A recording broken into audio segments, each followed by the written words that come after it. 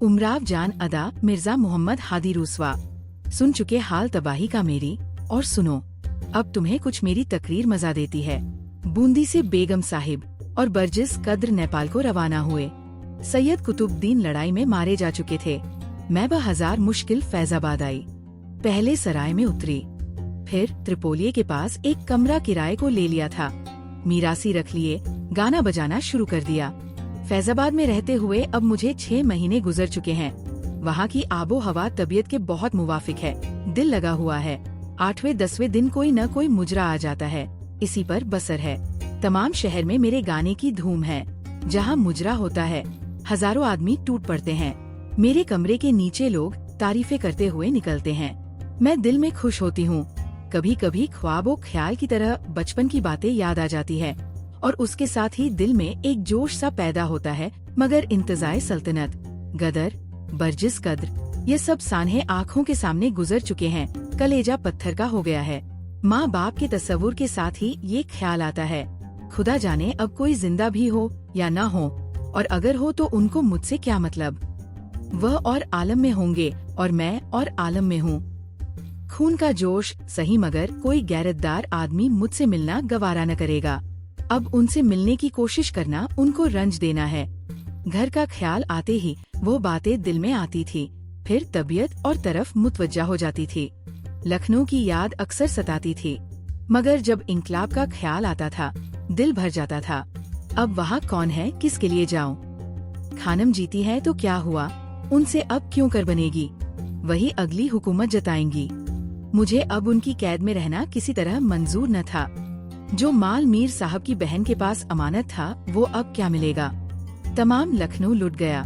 मीर साहब का घर भी लुट गया होगा। इसका अब ख्याल ही बेकार है। अगर नहीं लुटा तो अभी इसकी जरूरत ही क्या है? मेरे हाथ गले जो कुछ मौजूद है वो क्या कम है। एक दिन मैं कमरे में बैठी हूँ, एक साहब शरीफाना सूरत अधेड़ से तशरीफ लाए। मैंने पान बना कर दिया, हुक्का भरवाया। हालात दरियाफ्त करने पर मालूम हुआ बहू बेगम साहिबा के अजीजों से हैं, वसीका पाते हैं। मैंने बातों बातों में मकबरे की रोशनी की तमहीद उठा के पुराने मुलाजिमों का जिक्र छेड़ा। मैं अगले नौकरों में अब कौन कौन रह गया है? नवाब साहब अक्सर मर गए, नए नए नौकर हैं।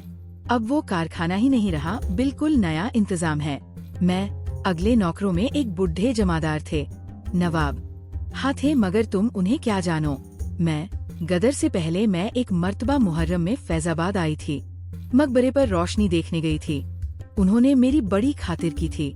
नवाब वही जमादार ना, जिनकी एक लड़की निकल गई थी। मुझे क्या मालूम। दिल में हाय अफसाना अब तक मशहूर है। नवाब यूँ तो कई जमादार थे और अब भी हैं, मगर रोशनी वगैरह का इंतजाम गदर से पहले वही करते थे। मैं एक लड़का भी उनका था। नवाब तुमने लड़के को कहाँ देखा? मैं उस दिन उनके साथ। ऐसी भी शक्ल मिलते कम देखी है। बिन कहे मैं पहचान गई थी। नवाब जमादार गदर से पहले ही मर गए, वही लड़का उनकी जगह नौकर है। इसके बाद बात टालने के लिए मैंने और कुछ हालात इधर उधर के पूछे। नवाब साहब ने सोस पढ़ने की फरमाइश की। मैंने 2 सोस सुनाए। बहुत महजूज हुए। रात कुछ ज्यादा आ गई थी, घर तशरीफ ले गए। बाप के मरने का हाल सुन के मुझे बहुत रंज हुआ। उस दिन रात भर रोया की। दूसरे दिन बेख्तियार जी चाहा भाई को जाके देख आऊं। 2 दिन के बाद एक मुजरा आ गया, उसकी तैयारी करने लगी। जहाँ का मुजरा आया था वहाँ गई। मोहल्ले का नाम याद नहीं। मकान के पास एक बहुत बड़ा पुराना इमली का दरख्त था, उसी के नीचे नमगीरा ताना गया था।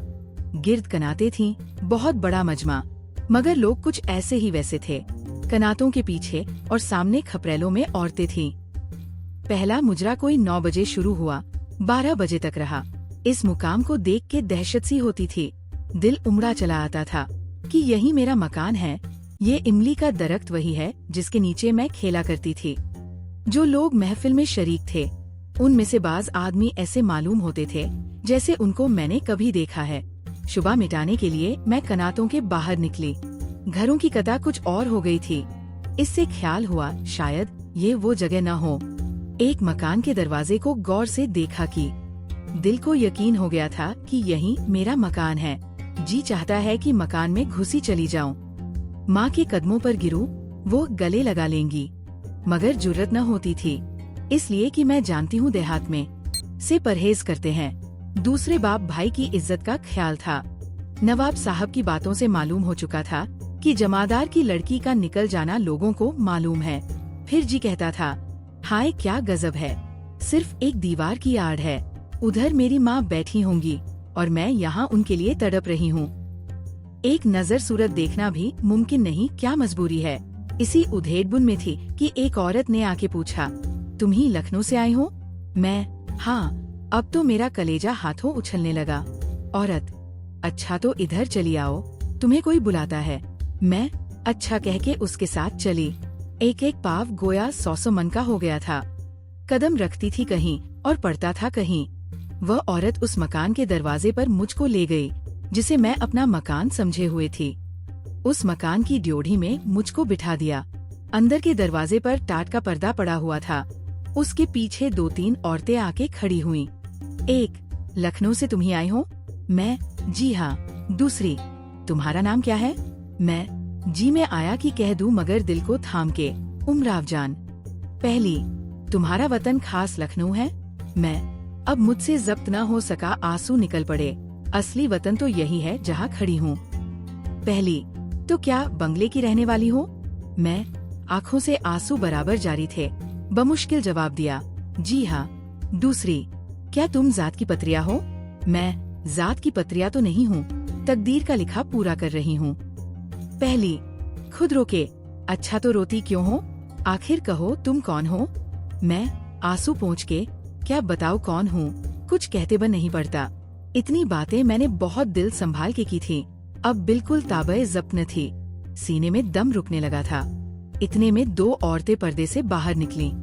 एक के हाथ में चिराग था। उसने मेरे मुंह को हाथ से थाम के कान की लौ के पास गौर से देखा और ये कह के दूसरी को दिखाया और कहा, क्यों हम न कहते थे वही है।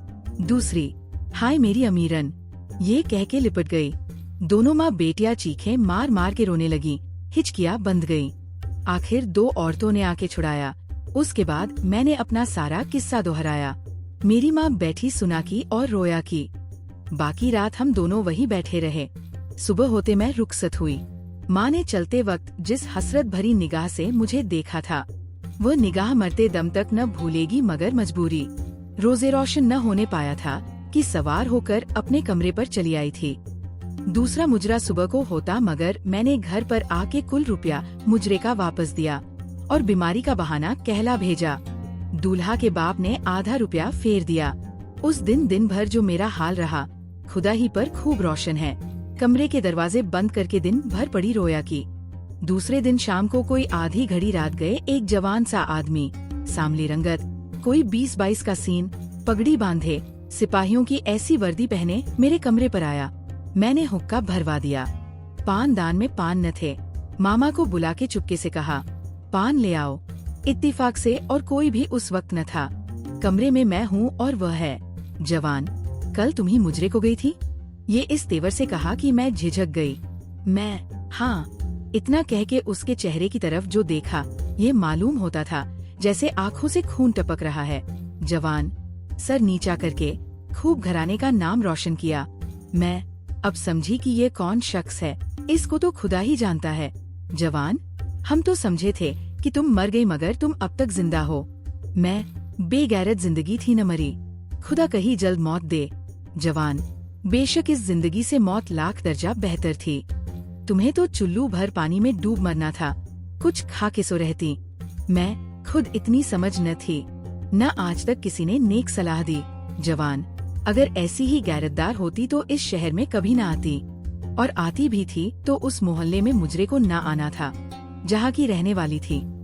मैं, हाँ इतनी खता जरूर हुई मगर मुझे क्या मालूम था। जवान, अच्छा अब तो मालूम हो गया। मैं, अब क्या होता है? जवान, बहुत ही गुस्से होके, अब क्या होता है, अब क्या होता है?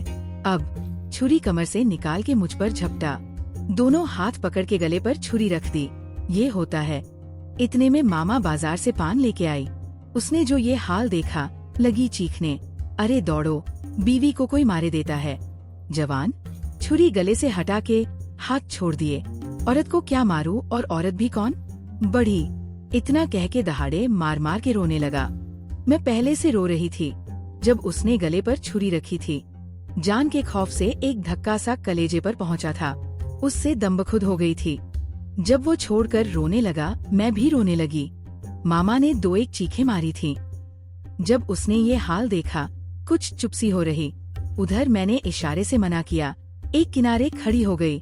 जब दोनों खूब रो चुके, जवान हाथ जोड़ के, अच्छा तो इस शहर से कहीं चली जाओ, मैं कल चली जाऊंगी, मगर एक दफा माँ को और देख लेती। जवान बस अब दिल से दूर रखो, माफ करो। कल अम्मा ने तुम्हें घर पर बुलाया, मैं न हुआ, नहीं तो उसी वक्त वारन्यारा हो जाता। मोहल्ले भर में चर्चे हो रहे हैं। तुमने देख लिया। जान से तो मैं डरती नहीं, मगर हाय तुम्हारी जान का ख्याल है। तुम अपने बच्चों पर सलामत रहो। खैर अगर जीते रहे तो कभी न कभी खैरो आफियत सुन ही लिया करेंगे। जवान बराए खुदा किसी से हमारा जिक्र न करना। मैं अच्छा। वो जवान तो उठ के चला गया। मैं अपने गम में मुब्तला थी। मामा ने और जान खाना शुरू की। ये कौन थे? मैं के मकान पे हजारों आदमी आते हैं, कोई थे? तुम्हें क्या? बाहर तौर मामा को टाल दिया। रात की रात सो रही। सुबह को उठ के लखनऊ चलने की तैयारी की। शामो शाम शिक्रम किराया करके रवाना हो गई।